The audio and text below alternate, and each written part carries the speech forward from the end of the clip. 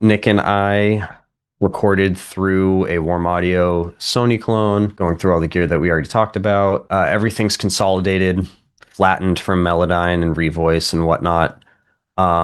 Those eat up a lot of processing power. You can see that these already look pretty saturated and pretty compressed as it is, but they're not super leveled out. Actually, I think it'd be interesting to see Liz's because I think they're probably way more compressed than ours. They're smaller. Not much more compressed. But yeah, from there, Nick and I's vocal chain is similar. We both have, I want to say, the exact same settings. We landed, yeah, that's exactly the same. My eyes are starting to go.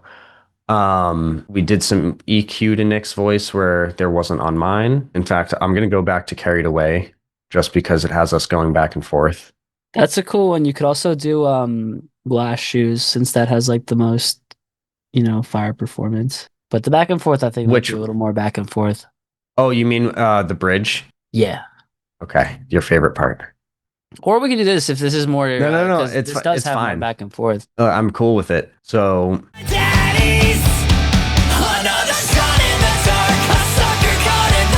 Nick's is being more aggressively compressed in that stage.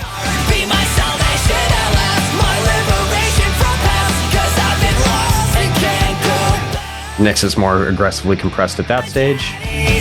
That one's mine. Nick's A loosely lot the of mid same. scooping. Yeah, it's making room for the guitars, really.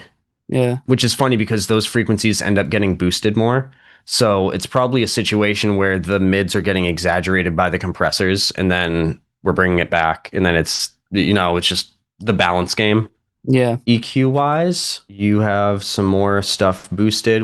Wow, really cut 8K out of you. Slight boost at 200, slight boost at 200. That's like 250 wide Q. And see, the thing I like about these styles of VQs is you can't see the curve. So you're just working solely off of what it sounds like. Mhm. Like all the numbers are so small. So like, I'm not going to sit here and be like, oh, well, that's the proper move because I'm boosting this and this. It's like, nah, it just fucking sounded good.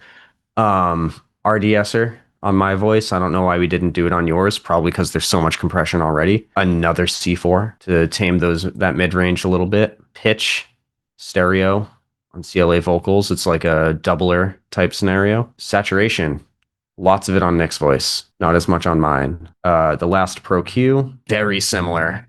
Yeah. Very, very similar. And it looks like I actually ended up pulling some of that 8K that I didn't pull earlier.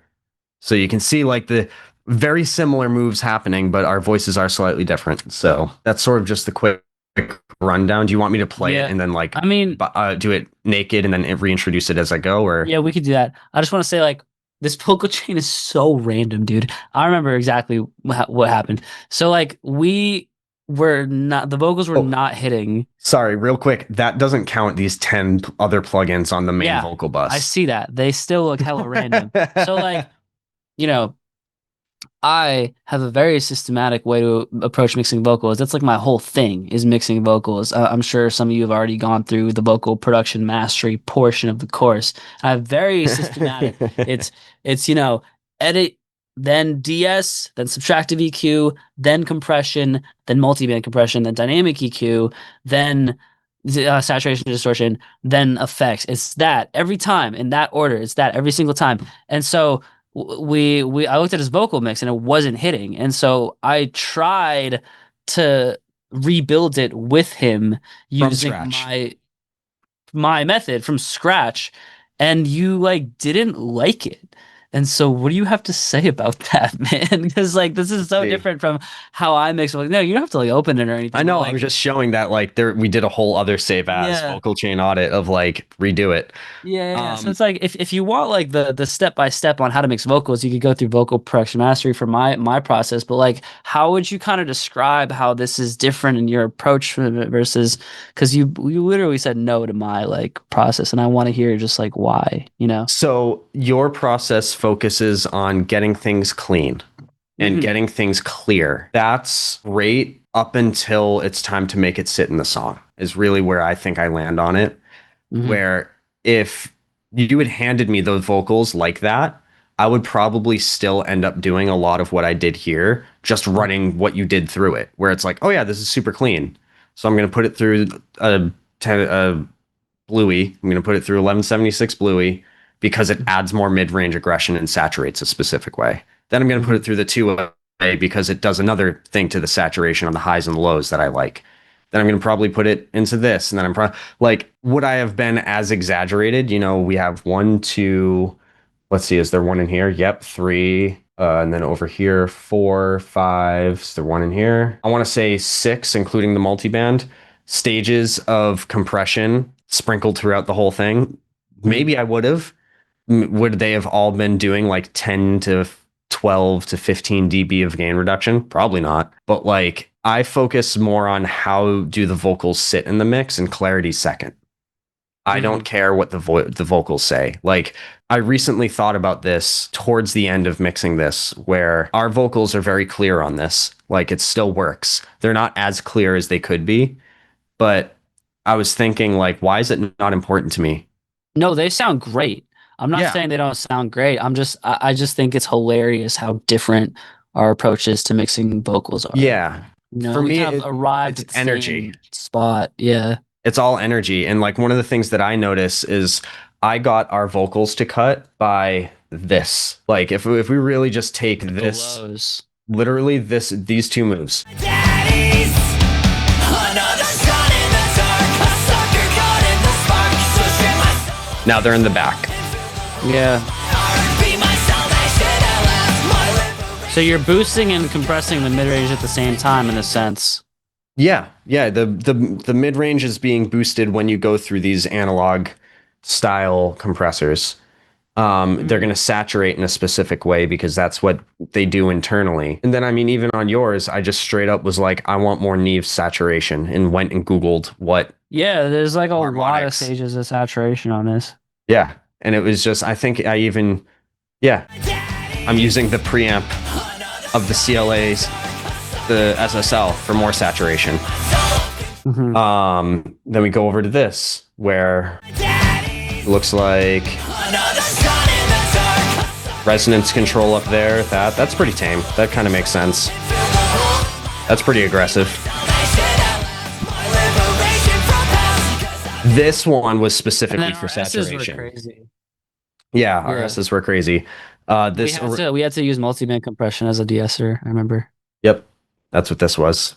Daddies, another shot in the dark, a sucker caught in the And that's because I use so much goddamn saturation. But I mean, this was done literally just because I like the 1-to-1 ratio is just like a transformer or an optocoupled thing. I forget what it Yeah. is, but it allows you to add some saturation. So I did it and I like this was overall shaping, a little more clarity from the top end.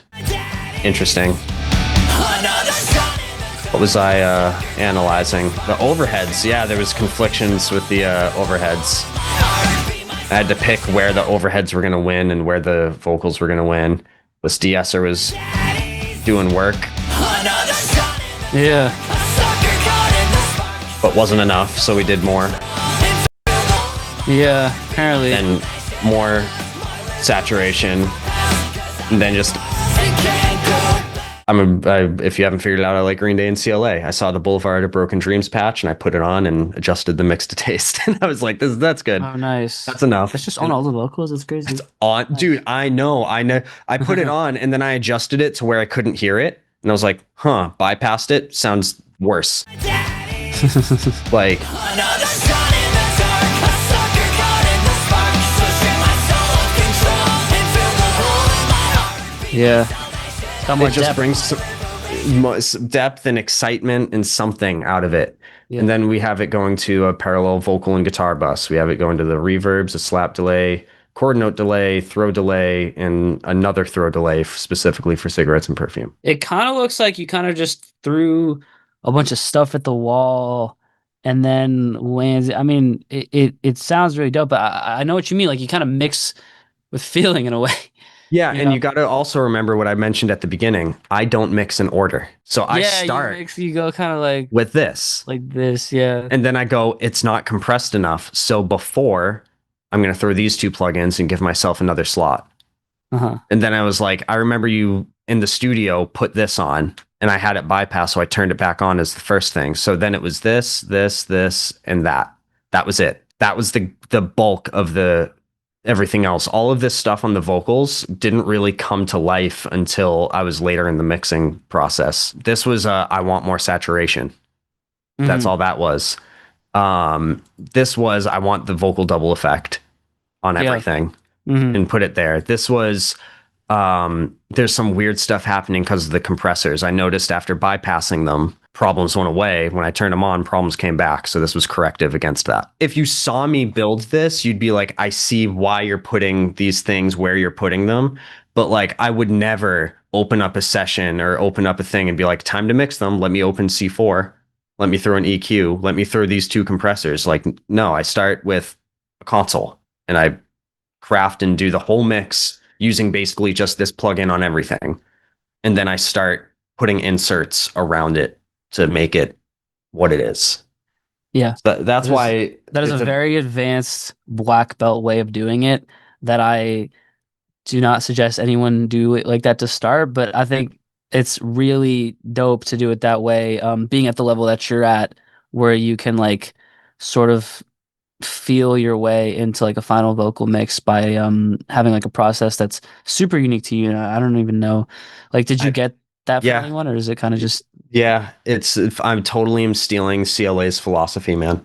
what I'm is it? totally he likes to word things a million different ways. He uses so many analogies, but what I pick up from him is trust your ear, move fast, and know what you're looking for. Move with intention. So like if Hmm. you go, my vocals aren't sitting right, you don't throw a compressor on because you want them to sit in the mix better. You go like, all right, let's say I don't know what to do. I'm at the throw it at a wall and see what sticks. I'll Hmm. throw on a compressor or throw on a saturate or whatever and just crank it. Be like, what's that gonna do? No, I don't like that. Let me try something else. I won't leave that on there. I'll just gone, completely gone. Let me try another plugin or let me try a different approach to it. And then I'll go, ooh, that's bringing me closer. Or I have to go check a reference Hmm. or I have to go like get inspired by something else. Cause to me, this is like tone crafting, but for vocals. Yeah. It's like playing with an amp sim, but with vocals. So I will throw a compressor on and then I'll bypass it. I'll be like, one of the biggest things that'll happen to me is I'll realize everything sounds better off. Like dry is better than wet. And I'm like, oh, You're like, oh, do I really know how to mix? dude, all the time. Happens all the time. So like I will literally just like turn it all off, listen, turn it all back on. And I won't do it in stages. I'll just all off, all on. And Yeah. then if I hear a problem, I'll go like all off, all but one on, and then switch what that one that I'm turning off is until the problem disappears or it presents itself more or some. It sort of guides me to where I need to go. Um, and another thing I do is I sort of treat this like if I was in a studio with $1 million, what would I do? I'd probably have a 76 and a 2A, and I'd probably have a vocal doubler, and I'd have a console. The Hmm. rest of this stuff around it is nice to haves because I'm in a DAW. Plus, a lot of analog gear is going to take care of these problems, Hmm. but like the digital emulations can't. So like Hmm. certain dynamics happening are going to happen because the interactions of the mix bus and all that stuff that Yeah. just isn't going to happen in the DAW. So you have to sort of be like, it's not gluing right. All right, well, you're going to have to dynamic something somewhere. Yeah, that's very interesting, man. I love hearing your philosophy about it because it's very different from mine. Like mine is, obviously like we're teaching you guys are kind of learning from absolute scratch. So you have to have something that you can repeat as a Yes. process every single time, which is why we have the crisp method. And this is why we have like, piece by piece, this is how you build it. But that's the great thing about working with you, Andrew, is that you just have like a completely different approach that is still rooted in like a great final product and getting to that sound, but it's just it's a lot Yeah. more like I don't even know how to describe it, a it's lot more it's in organic, some a lot ways more organic. chaotic. It's like I don't like to Hmm. do anything systematic until my instincts become systematic. That's when I'll introduce a system. So like You're just it's like built different, man. it's well like I don't to me a system like it stops me from trying new things, but that's because like Uh-huh. dude, we've been God, I was 12 when we started recording in my garage. Like I've been experimenting. Like I'm not 5 years into this, 10 years into this. Like I'm almost 20 years into it. So it's developing systems stopped me from trying new things when I was younger. But now that Mhm. I'm older and I've tried so many things, I do have a system that's developed. But because I also know what I'm listening for and know what I don't like and what I hear, it allows me to try new things strategically. And I think that that's something that everyone here should work towards is like follow the systems, figure out what it is, and then once you get to the point where the systems are done and you've made it the best you can, but it's still not quite there, do a save as and then just ruin it with like one or two things and just did that bring you Yeah. closer? No. Okay, go back to the save as. All right, try something else and like just do that because that's the Yeah. only way you're going to try things. And the biggest thing, just because you tried it and it sounds different doesn't mean it's good. And just because you came up with an idea doesn't mean it's good. That's a problem I run into. That's a problem I see everyone else do is like, oh, I tried this thing and I like how it sounds. And it's like, cool. Well, compared to every other reference, this is a problem. It might sound good on your headphones. It might sound good on your listening systems. But if every one of your references don't do this or it's the antithesis of this, there's a reason. And you should probably Hmm. try something else to get the desired feeling you're getting from what you're trying. That's a whole other rant. That's just Hmm. about like being creative and Yeah. breaking those Feeling systems. trumps all. Yes. Yeah. No, that makes sense. That makes a lot of sense. Um, cool, man. Yeah, I'm glad we unpacked that pretty well. Anything else vocally you'd like to add before we do vocal related questions? I'm just reading through kind of shows that there are so many ways to achieve a quality result. I mean, dude, when I mixed uh, Nick and I started at the same studio and I when I first started there was picking up hip hop people because that's all I could get. And I had a system of like, okay, I would go through these things and I do this and I cut that and it'll sound decent. And like, I hated it. And every time I tried to do something different, it wouldn't match the genre. I'd like the sounds, but it wouldn't match the genre. This genre is so messy and so distorted that like, I mean, you can get away with anything.